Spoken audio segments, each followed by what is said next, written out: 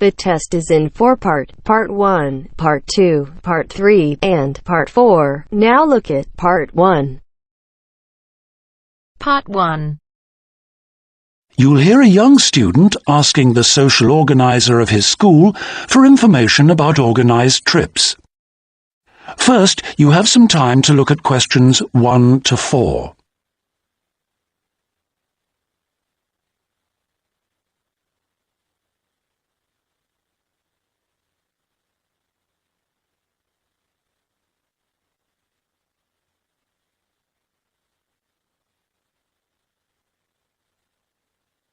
We shall begin. You should answer the questions as you listen because you will not hear the recording a second time. Listen carefully and answer questions 1 to 4. Good morning. Good morning. How can I help you? I understand that the school organizes trips to different... Yes, we run 5 every month. 3 during weekends and 2 Wednesday afternoon trips. What sort of places? Well, obviously it varies, but always places of historical interest, and also which offer a variety of shopping because our students always ask about that. And then we go for ones where we know there are guided tours because this gives a good focus for the visit. Do you travel far? Well, we're lucky here, obviously, because we're able to say that all our visits are less than 3 hours' drive. How much do they cost? Again, it varies. Between £5 and £15 a head, depending on distance. Uh-huh. Oh, and we do offer to arrange special trips if, there are more than 12 people. Oh, right. I'll keep that in mind. And what are the times normally? We try to keep it pretty fixed so that students get to know the pattern. We leave at 8:30 a.m. and return at 6 p.m. We figure it's best to keep the day fairly short. Oh, yes. And how do we reserve a place? You sign your name on the notice board. Do you know where it is? I saw it this morning. And we do ask that you sign up 3 days in advance, so we know we've got enough people interested to run it, and we can cancel if necessary, with full refund, of course. That's fine, thanks. Before you hear the rest of the conversation, you have some time to look at questions 5 to 10.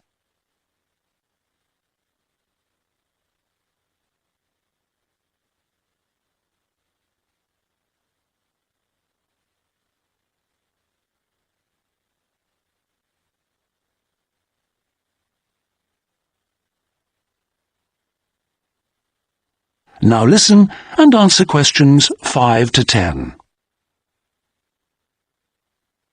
And what visits are planned for this term? Right, well, I'm afraid the schedule hasn't been printed out yet, but we have confirmed the dates and planned the optional extra visits, which you can also book in advance if you want to. Oh, that's all right. If you can just give some idea of the weekend ones, so I can, work out when to see friends, etc. Oh, sure.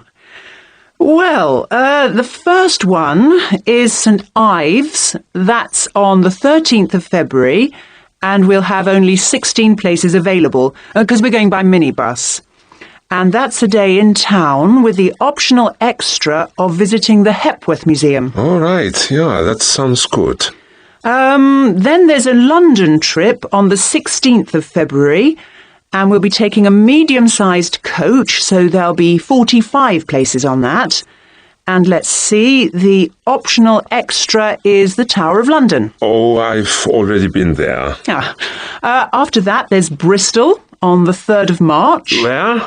Bristol, Bristol. Okay. That's in a different minibus with 18 places available. Oh, and the optional extra is a visit to the SS Great Britain. Okay. We're going to Salisbury on the 18th of March, and that's always a popular one because the optional extra is Stonehenge. So we're taking the large coach with 50 seats. Oh, good. And then the last one is to Bath on the 23rd of March. Oh, yes. Is Bath the Roman city? Yes, that's right. And that's in the 16-seater minibus. And where's the optional visit? It's to the American Museum, Well worth a visit. Okay, well, that's great. Thanks for all that. My pleasure. Oh, by the way, if you want more information about any of the trips, have a look in the student newspaper. Okay. Or have a word with my assistant. Her name is Jane Yentob. That's Yentob. Right, I've got that. Thank you very much for all your help. You're very welcome. I hope you enjoy the trips.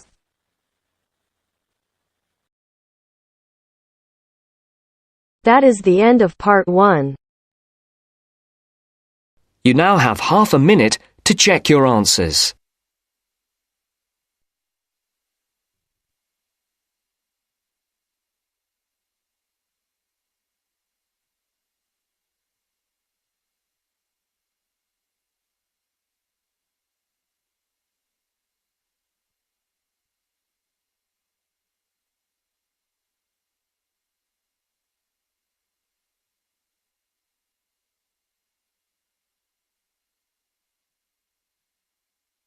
Now turns to part 2. Part 2. You will hear a tour guide talking to her tour group. First, you will have time to look at questions 11 to 16.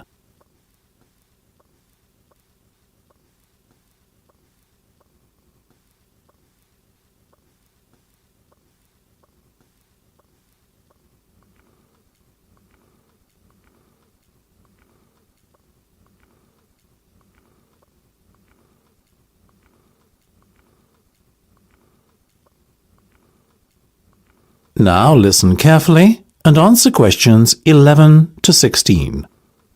We're approaching Gateman's house now, which is at the entrance to Lord Thundleberry's estate. The tour shall begin shortly, so I want to draw your attention to a few things on the map and remind everyone of the itinerary. First of all, we're going to head to the Lord's residence to view the inside of this beautiful 18th century building. After that, we've a short trip across the road to the Classic Car Centre. This showcases the Lord's personal collection of classic cars, one of the largest in the world. Then we'll head back down the road leading away from the Lord's residence and take a right. This will lead us up to the organic farm.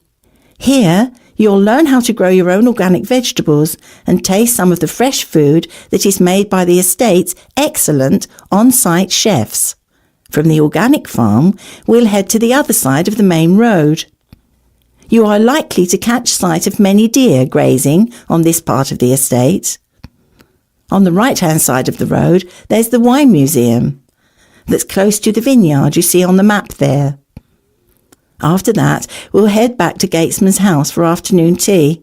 Once we've had some refreshments, we'll jump back onto the bus and drive a little way up the road to the estate library, which is on the right-hand side.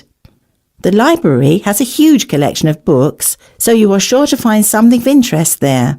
Next, we're on to the old mill, which is just a little way up the minor road across from the library. Finally, we'll continue on up the minor road until we come to the Great Waterfall. This is a spectacular feature of the estate and one of the largest man-made waterfalls in the British Isles. It won't fail to impress, I can assure you. Before you hear the rest of the discussion, you have some time to look at questions 17 to 20.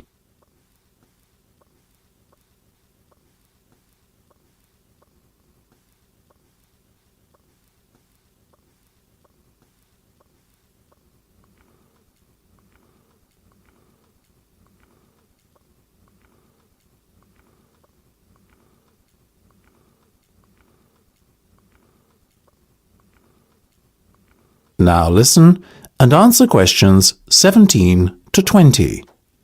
Now, I just have a few guidelines to outline before we embark on our tour. First of all, please bear in mind that this is the private residence of the Lord, and it is a privilege to be shown around the estate. The estate is only open for pre-arranged visits. I would ask all of you to be on the best possible conduct and keep noise levels down in consideration of the people who live and work here. This is, after all, a fully functional estate and the main residency of Lord Thundleberry himself. Please refrain from wandering away from the main tour party. Areas of the estate which have restricted access should not be trespassed under any circumstances. If anyone fails to observe these rules, our tour group could be evicted immediately. Finally, it will be some time before we return to the Gatesman's house for afternoon tea.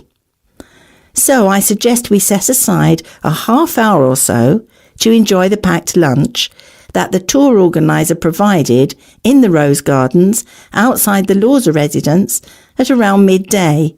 OK. If no one has any questions, shall we proceed? That is the end of part 2. You now have half a minute to check your answers.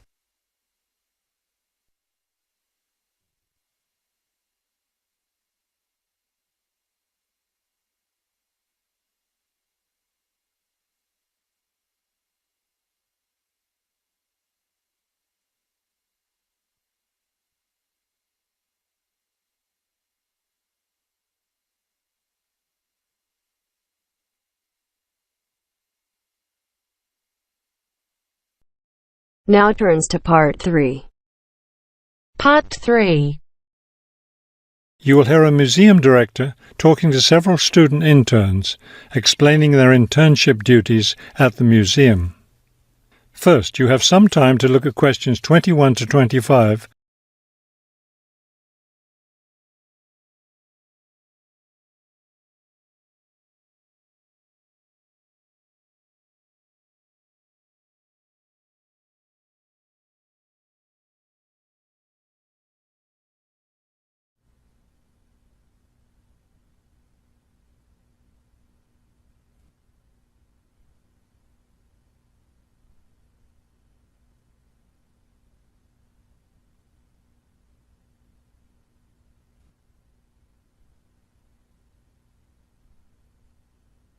As you listen to the first part of the conversation, answer questions 21 to 25. Welcome to the City Museum of Art. I'm Dr. Shirley Johnson, the director of the museum's internship program. Today, I'll be giving you an orientation to the museum and our museum administrator's internship program. Will we get a chance to tour the museum today? Yes, we'll start right now with a tour of the building. We'll skip the basement. Most of that part of the building is devoted to art conservation, which won't be part of your internship. Let's begin here on the ground floor with the museum offices. I guess this is where we'll be spending most of our time, helping with the office work. You'll spend some time working in here so you can learn what the administrative duties involve. But you'll also get a chance to experience all aspects of museum work. This room in here is the Museum Tours office. I'm interested in that. I'd really like to help out with the tours. That's great, because you'll all have a chance to lead some tours and maybe even to develop a tour of your own, too. Let's go up to the second floor now. This is the boardroom in here, isn't it? Will we get to go to board meetings? Only members of the board of directors attend those. Now, back here behind the galleries are the classrooms. You're all welcome to attend any class you want at no charge. But we won't be teaching any, will we? No, the staff of the education department is responsible for that. Let's move up to the third floor now and the research department. Each of you will spend some time working in here. Great. I'd like to help with the research. We're working on some very interesting research projects right now. Also, as an extension of your research work, you'll probably contribute to some of the museum's brochures. I'm looking forward to that. I like writing about art. Another thing I've been hoping to be able to do is meet some artists. You're in luck then. We've planned a reception for the first day of your internship, and you'll have the chance to meet several local artists then. Before you hear the rest of the conversation, you have some time to look at questions 26 to 30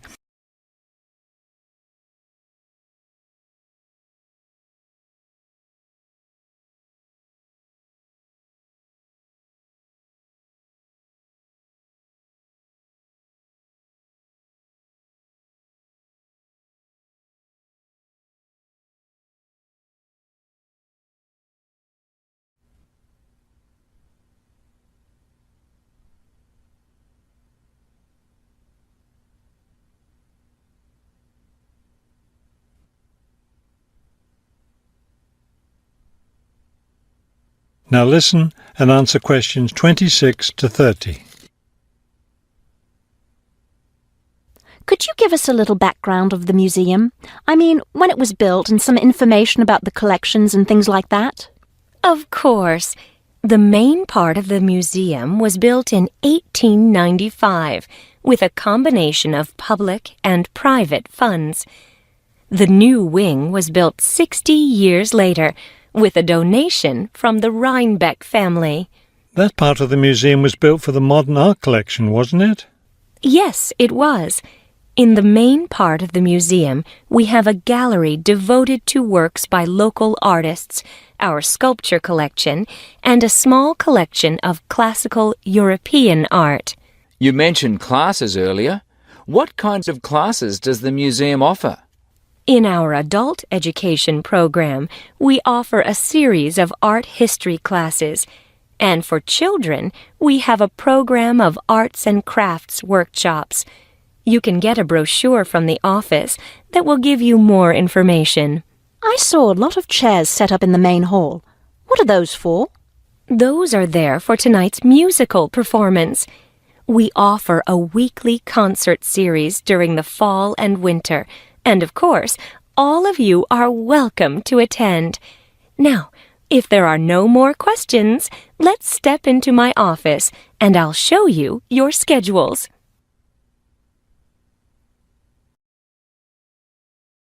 That is the end of part 3. You now have half a minute to check your answers.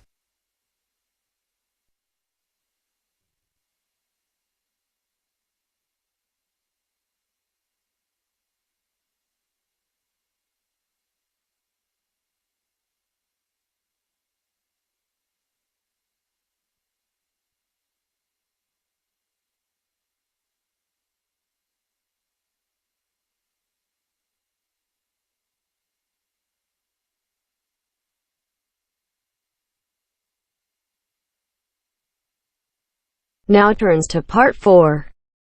Part 4. You'll hear a lecture about Iron Age in Britain.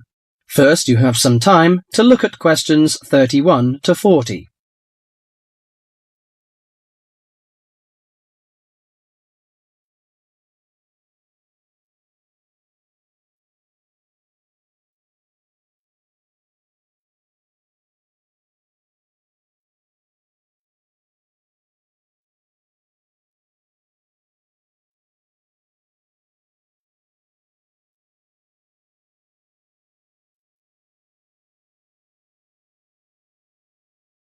Now listen carefully to the message and answer questions 31 to 40. Good morning, ladies and gentlemen. Today I'm going to introduce to you a special age in Britain, the Iron Age. People at that time, you may be surprised to hear that, seem close to the men and women of today, because archaeologists discovered that they tried to vary their diet, improve their homes, and follow fashions. The period known as the Iron Age lasted in Britain for about 800 years, from 750 BC to 43 AD. There had been several dramatic changes by the end of the Iron Age, including coinage, wheel-thrown pottery, etc. People had started to live in larger and more settled communities. Furthermore, because of the differences in climate and geography, someone living in Yorkshire or Ireland would have eaten different food, worn different clothing, and lived in different housing conditions from someone living in southern Britain. Caesar commented that Britain was a land of small farms, and this has been proven by the archaeological evidence. Since Iron Age society was primarily agricultural, it is safe to presume that the daily routine would have revolved around the maintenance of the crops and livestock. Small farmsteads were tended by and would have supported isolated communities of family or extended family size. They produced enough to live on and a little extra to exchange for commodities that the farmers were unable to provide for themselves. For those farms, harvested crops were stored in either granaries that were raised from the ground on posts or in bell-shaped pits 2 to 3 meters deep. Some 4,500 of these storage pits have been found within the hill fort interior at Danebury in Hampshire. and if they were all used to store crops, this would have essentially made the site one large fortified granary. Although the archaeological evidence shows that cattle and sheep would have been the most common farm animals, it is known that pigs were also kept. The animals would have aided the family, not only with heavy farm labour in the case of the cattle, such as the ploughing of crop fields, but also as a valuable form of wool or hide and food products. Horses and dogs are also observed in the archaeological evidence from both faunal remains and artefacts. Horses were used for pulling 2- or 4-wheeled vehicles, carts, chariots, while dogs would have assisted in the herding of the livestock and hunting. Besides agriculture and stock raising, the architecture in Iron Age is also worth mentioning.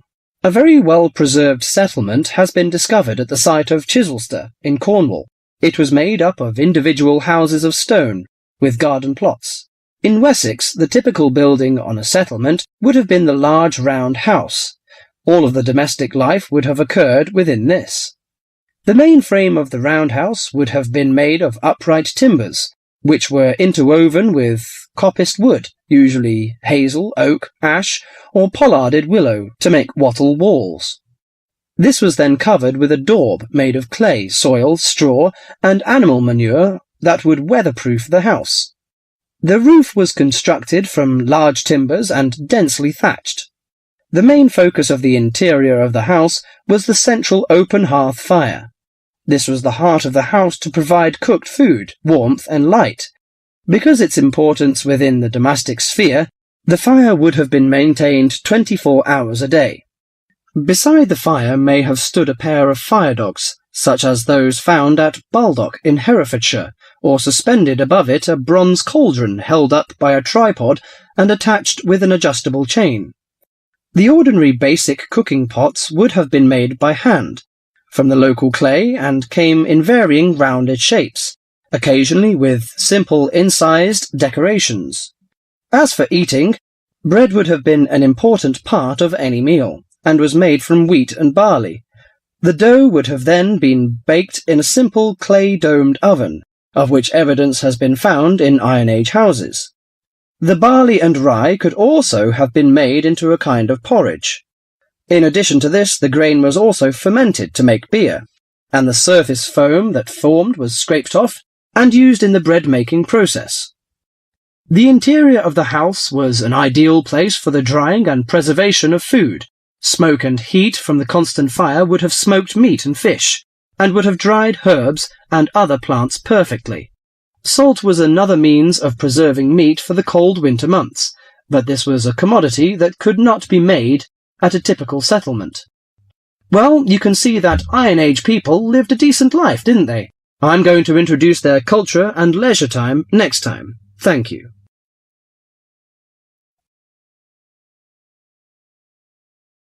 That is the end of part 4. You now have half a minute to check your answers.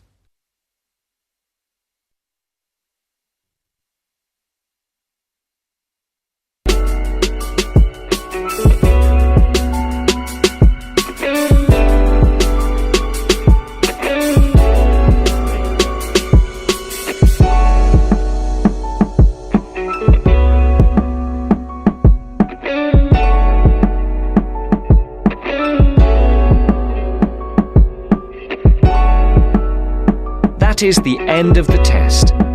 You now have 10 minutes to transfer your answers to your IELTS listening answer sheet.